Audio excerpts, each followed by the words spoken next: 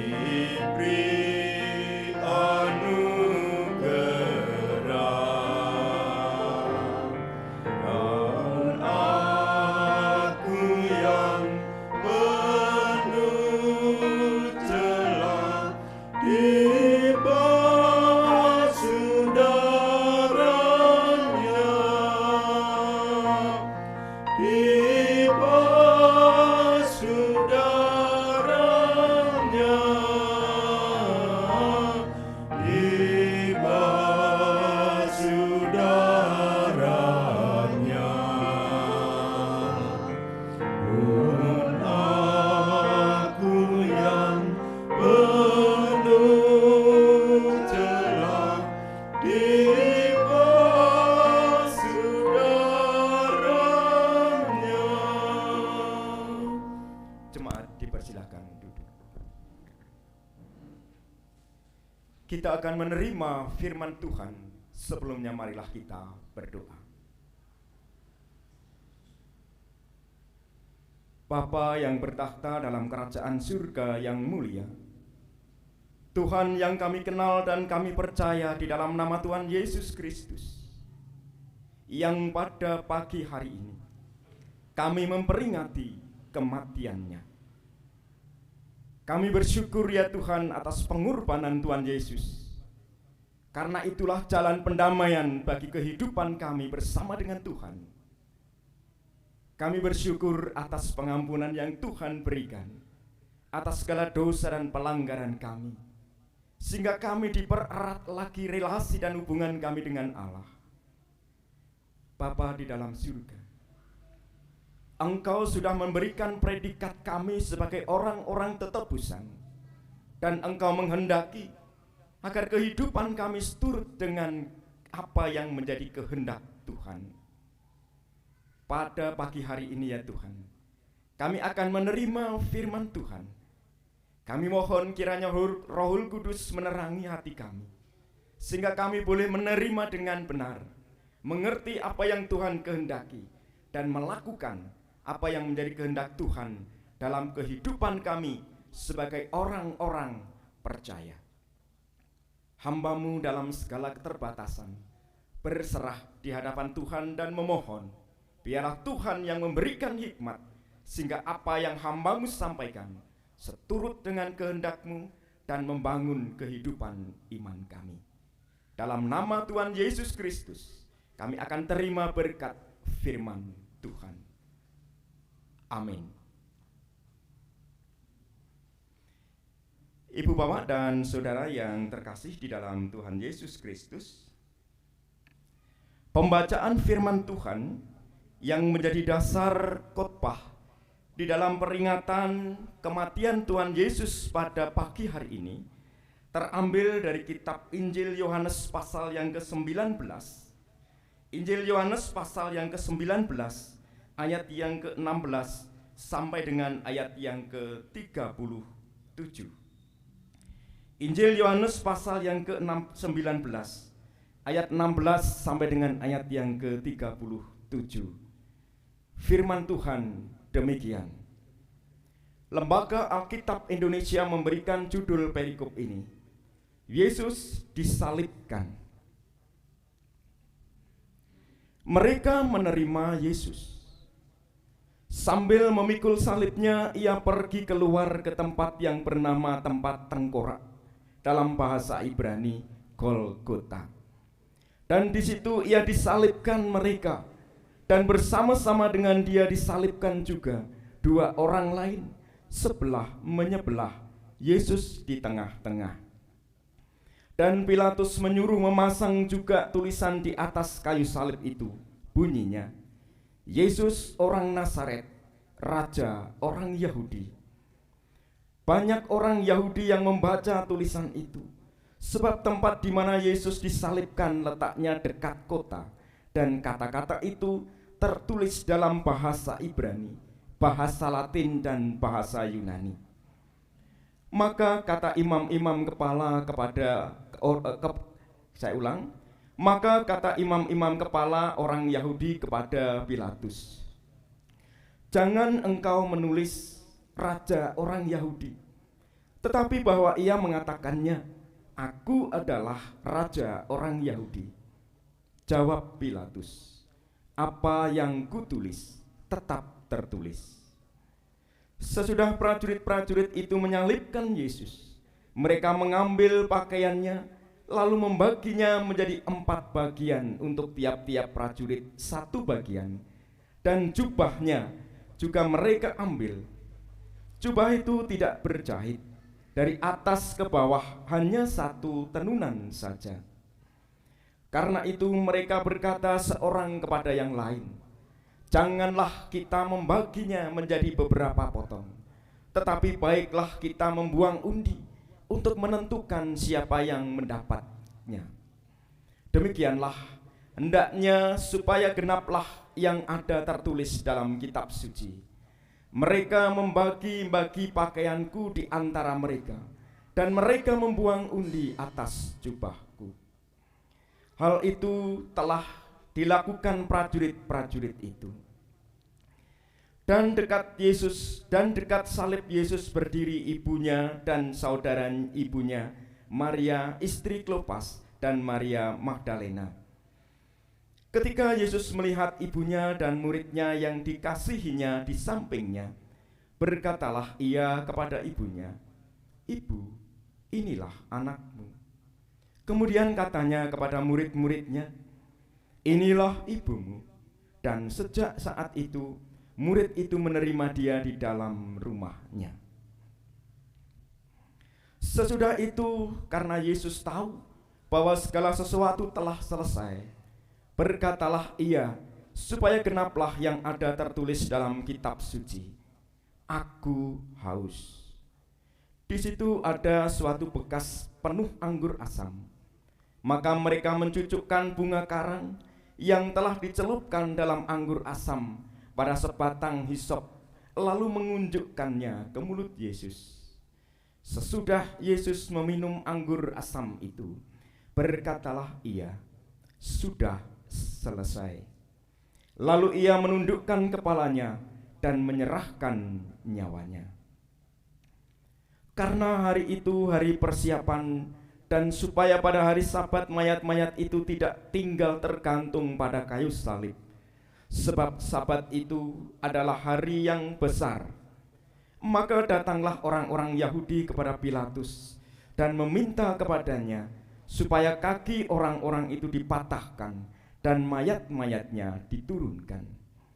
Maka datanglah prajurit-prajurit lalu mematahkan kaki orang yang pertama dan kaki orang yang lain yang disalibkan bersama-sama dengan Yesus.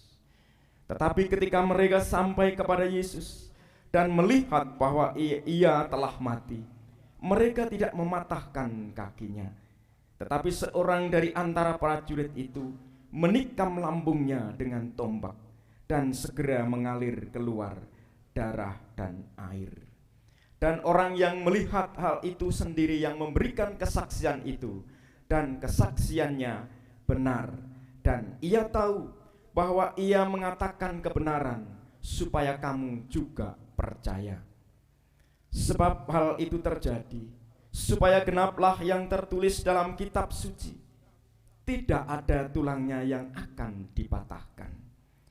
Dan ada pula nas yang mengatakan, mereka akan memandang kepada Dia yang telah mereka tikam. Demikian Bapak, Ibu, dan Saudara yang dikasihi Tuhan, pembacaan firman Tuhan yang menjadi dasar khotbah pada pagi hari ini. Yang berbahagia adalah setiap kita yang mendengar dan menerima kebenaran firman Tuhan ini, serta melakukannya dalam kehidupan keseharian. Hosiana. Ibu, Bapak, dan Saudara yang saya kasihi, kematian Dia yang dinisda membawa pendamaian baka. Kematian Dia yang dinisda membawa pendamaian baka. Inilah tema khotbah di dalam peringatan Jumat Agung, kematian Tuhan Yesus Kristus.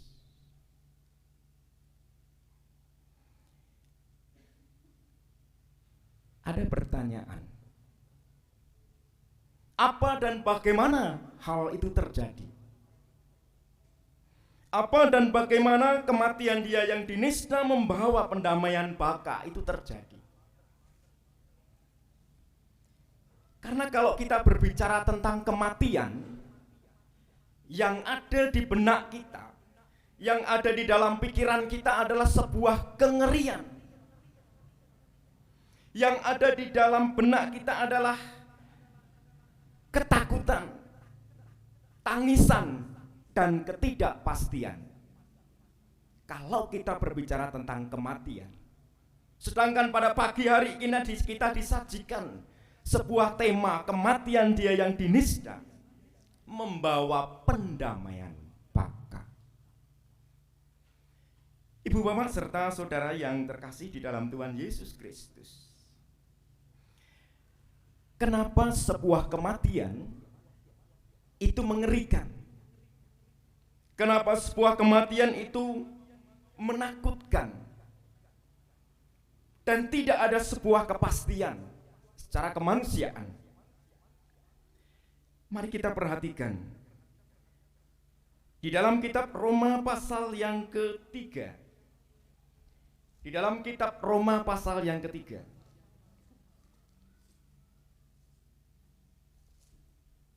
Roma pasal yang ketiga ayat 23. Karena semua orang telah berbuat dosa dan telah kehilangan kemuliaan Allah. Kematian terjadi karena manusia telah jatuh ke dalam dosa. Jadi kematian itu diakibatkan karena dosa-dosa manusia. Dan mari kita perhatikan di dalam surat Roma pasal yang ke-6. Kitab Roma pasal yang ke-6.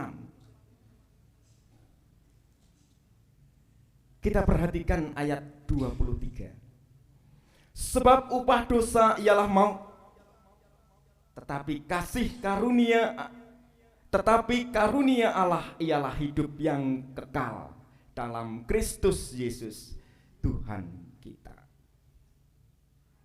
Manusia yang berdosa mengalami kematian, dan kematian itu adalah akibat dari dosa. Kematian bukan sekedar kematian secara fisik, bukan sekedar kematian secara kedagingan, tetapi kematian kekal, yaitu penghukuman kekal. Inilah realitas yang ada di dalam kehidupan manusia, oleh karena manusia jatuh ke dalam dosa dan harus menanggung hukuman atas dosanya, yaitu maut. Dan penghukuman itu adalah kekal, selama-lamanya, tidak ada batas waktu. Namun mari kita perhatikan di balik tadi. Tetapi karunia Allah ialah hidup yang kekal di dalam Kristus Yesus Tuhan kita. Nah, inilah ibu bapak dan saudara yang saya kasih. Ini yang perlu menjadi perhatian kita di kala saat ini kita memperingati Jumat Agung. Manusia oleh karena dosa harus mengalami kematian. Tetapi firman Tuhan mengatakan karunia Allah ialah hidup yang kekal. Dan semua itu berpusat pada Kristus Yesus. Ibu bapak serta saudara yang terkasih di dalam Tuhan Yesus, semua kasih karunia Allah berpusat pada Kristus. Dan kita akan melihat bagaimana Kristus di dalam karya penyelamatan, penebusan atas dosa manusia. Kita melihat di dalam kesaksian kitab Injil Yohanes tadi. Di dalam kitab Injil Yohanes pasal yang ke-19. Kita akan mencermati seperti apa karya keselamatan yang dilakukan oleh Tuhan Yesus Kristus. Mari kita akan memperhatikan proses pendamaian manusia kepada Allah di dalam Kristus Yesus. Mari Di dalam Injil Yohanes pasal yang ke-19 ayat yang ke-16 sampai dengan ayat yang ke-37.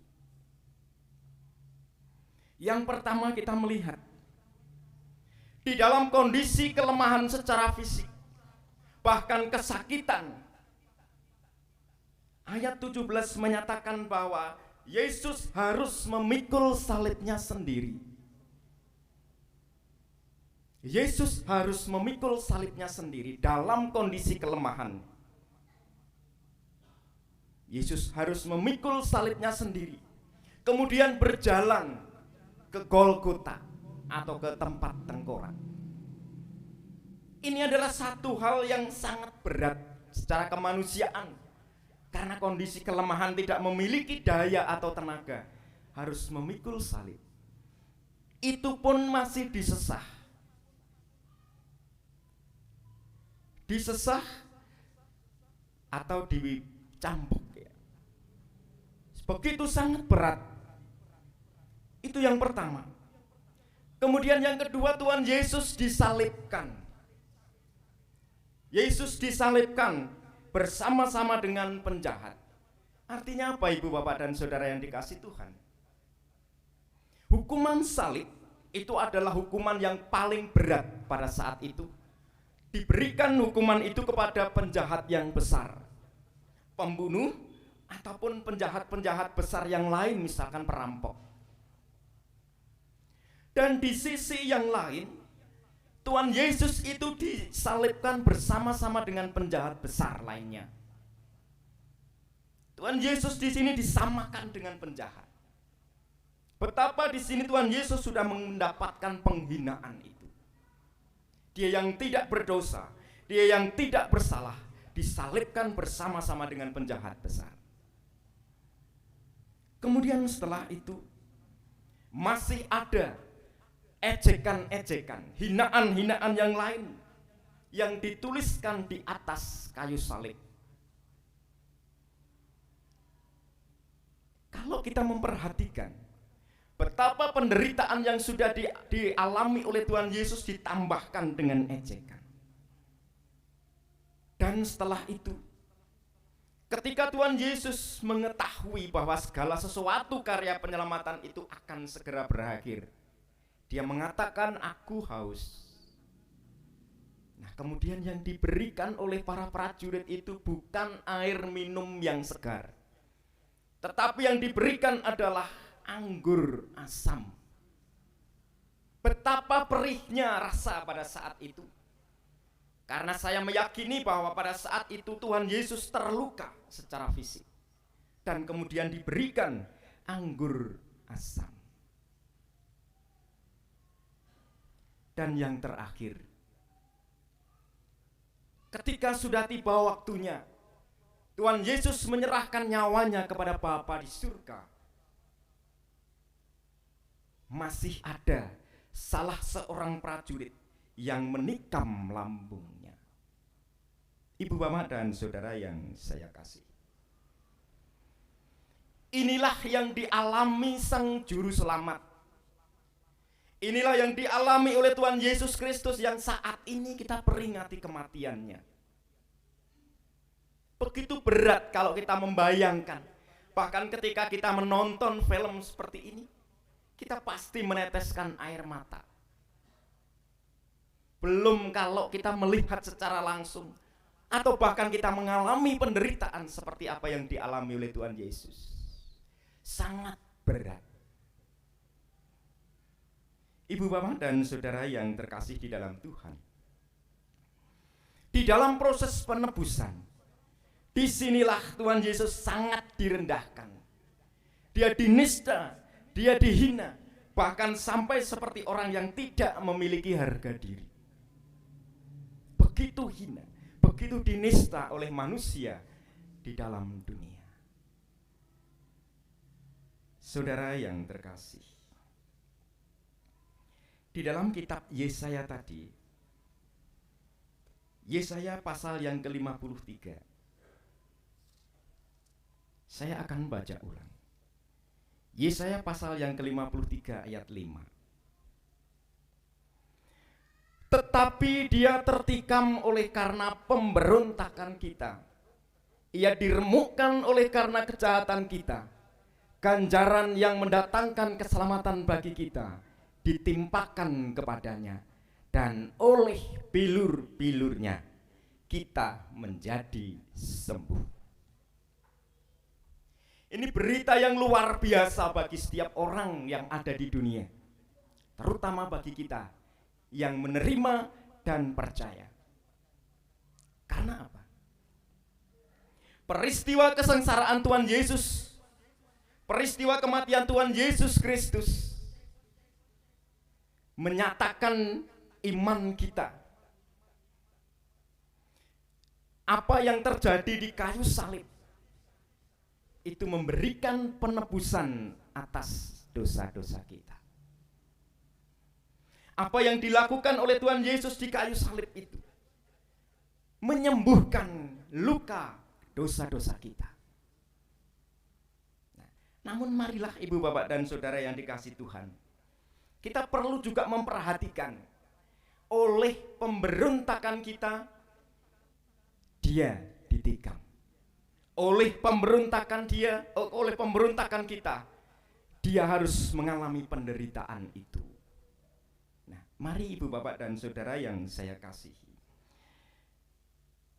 kita memperhatikan, kita meyakini bahwa akibat dosa, upah dosa adalah kematian, dan itu harusnya kita terima.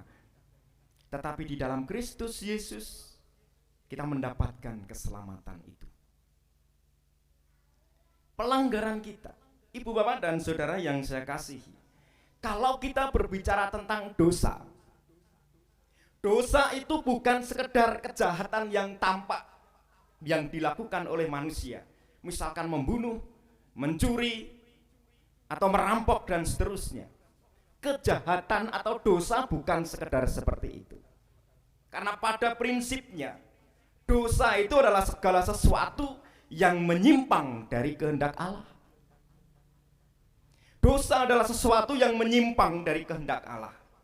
Dan yang menyimpang dari kehendak Allah itu mungkin hanya ada di dalam hati kita. Mungkin saja hanya kita batin. Kesombongan apakah menjadi kehendak Allah?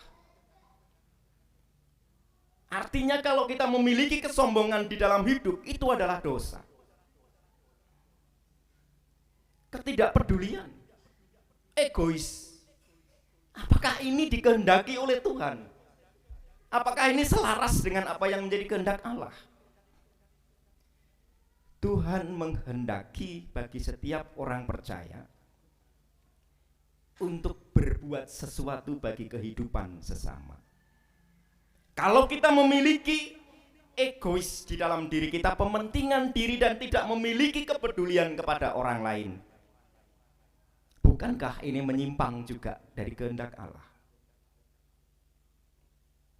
Kalau kita memperhatikan kesengsaraan yang dialami oleh Tuhan Yesus, sedemikian beratnya, dan itu semua ditanggung oleh karena dosa dan pelanggaran kita.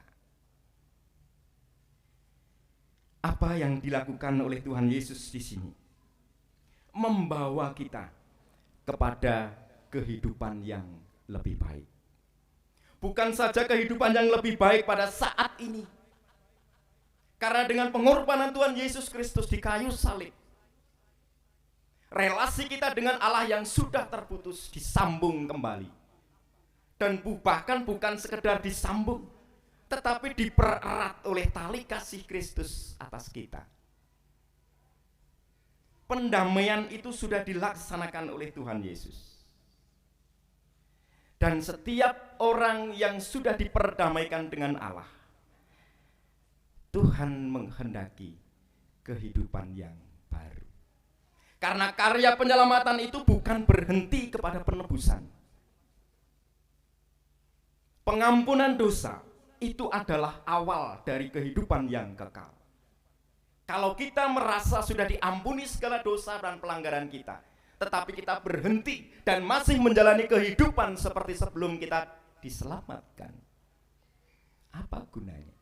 Bukan orang-orang yang berseru-seru Tuhan, Tuhan, yang mendapatkan kerajaan surga, tetapi yang melakukan kehendak Bapa di surga. Mari Ibu Bapak dan Saudara yang saya kasihi, di dalam peringatan Jumat Agung pada pagi hari ini, ketika kita diingatkan bahwa segala penderitaan yang dialami oleh Tuhan Yesus itu karena menanggung dosa dan pelanggaran kita, dan kenyataan setiap orang yang menerima Yesus sebagai Tuhan dan Juru Selamat sudah disiapkan, sudah disediakan, sudah dijamin kehidupan yang kekal. Mari, apa yang sudah disediakan oleh Tuhan ini kita jalani, kita tempuh, kita upayakan untuk hidup seturut dengan kehendak Tuhan. Apa yang sudah menjadi masa lalu di dalam kehidupan kita, segala dosa dan pelanggaran kita, egois, ketidakpedulian, atau bahkan pemberontakan kepada Allah, itu sudah menjadi masa lalu, dan kita memasuki kehidupan yang baru, dan inilah yang akan membawa kita kepada pendamaian yang bakal. Amin.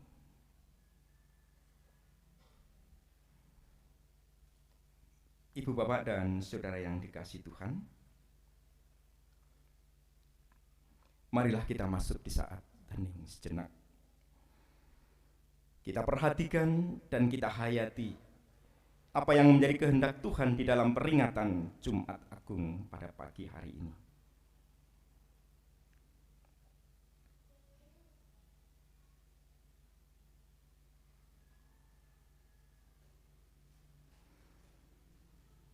Saat hening cukup.